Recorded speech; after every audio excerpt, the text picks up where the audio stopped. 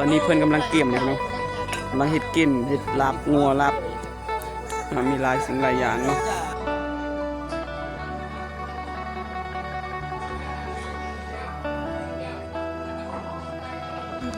จุดนี้เป็นจุดที่เขาปอนบัตรเซิร์นเวลาเขา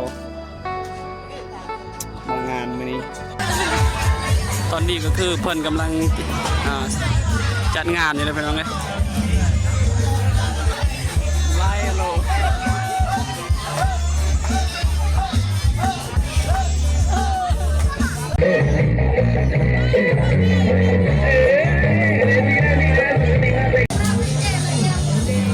นี่คืออาหารการกินพี่น้องที่เพื่อนต้อนรับแขกในมื้อนี้เนาะนี่แหละพี่น้องเอ้ยเด็กน้อยในเกณฑ์ชนบทพระเจ้ากาบ่เคยเห็นเนาะเวลาประจัดงานดองหรือว่างานต่างๆพระเจ้ากาบ่เคยเห็นเนาะเพราะว่างานนี้เป็นงานที่ใหญ่ที่สุดในหมู่บ้านของเราเนาะ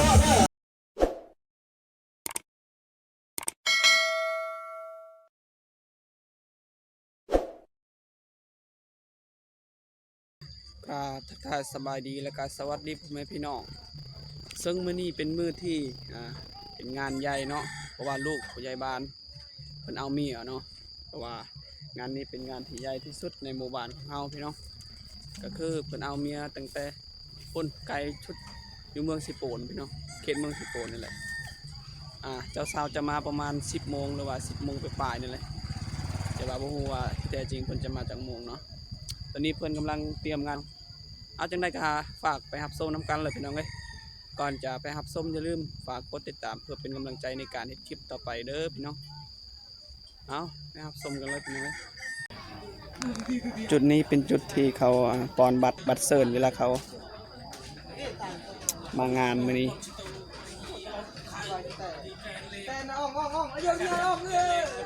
ตอนนี้เขาเตรียมงานพี่น้องจัดโต๊ะจัดตังเรียบร้อยเลย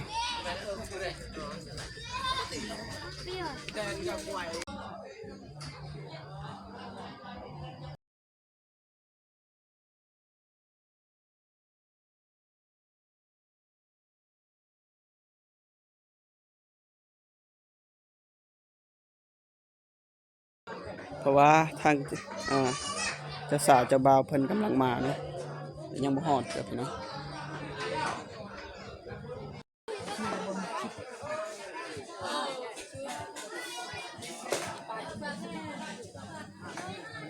นี่ก็คือเงินของผู้ใหญ่บ้านหรือว่านายบ้านเนาะที่ว่าเอาลูกไผ่มื้อนี้พี่น้อง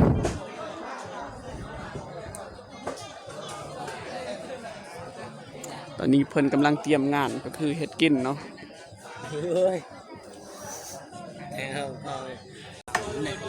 เพิ่นกำลังเฮ็ดกินอยู่ได้พี่น้องเอ้ย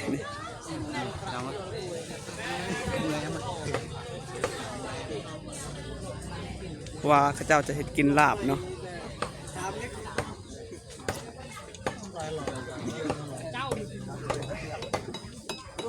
มันก้มไม่รอกันทอดมันก้มหลายเงาอย่าโน้เฮิมหน้าก็ไปแต่แอมจุดเรียบในยาวในก็จุด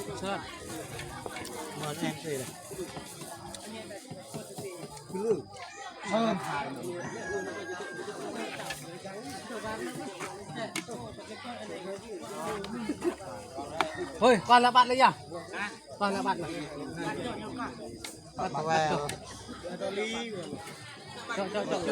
แซ่บๆเด้อหัวหน้าเด้อโอ้ยนี่มือ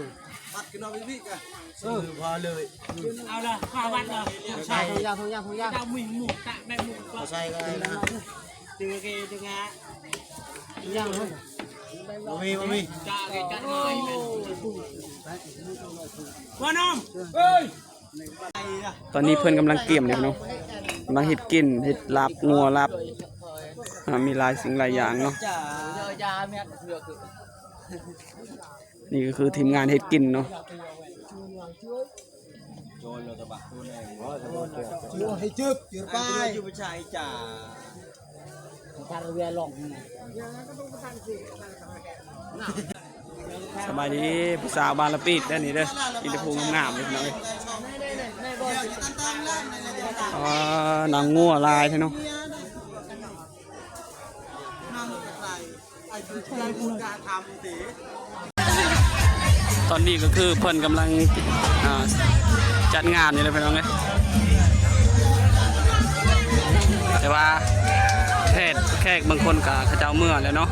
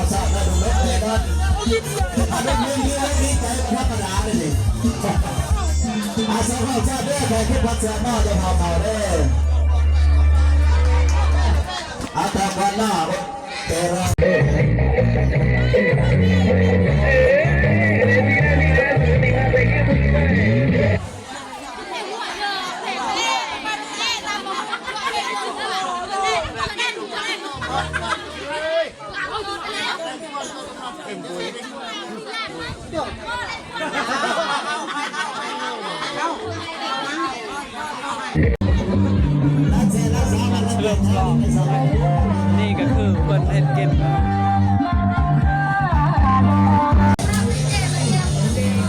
นี่คืออาหารการกินเนาะที่เพิ่นต้อนรับแขกในมื้อนี้เนาะก็คือคา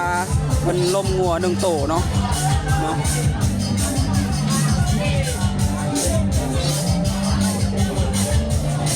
อันนี้ก็คือสาวๆที่ต้อนรับแขกเนาะ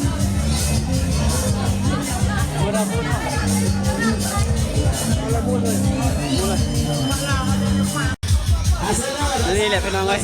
เด็กน้อยในเกณฑ์ชนบทพระเจ้ากาบ่เคยเห็นเนาะเวลาเขาจัดงานดองหรือว่างานต่างๆพระเจ้ากาบ่เคยเห็นเนาะเพราะว่างานนี้เป็นงานที่ใหญ่ที่สุดในหมู่บ้านของเราเนาะพระเจ้าจะมาเบิ่งนะแต่ว่าชวนแขกที่เข้ามาในงานก็พระเจ้ากลับเมื่อกันหมดเลยเนาะ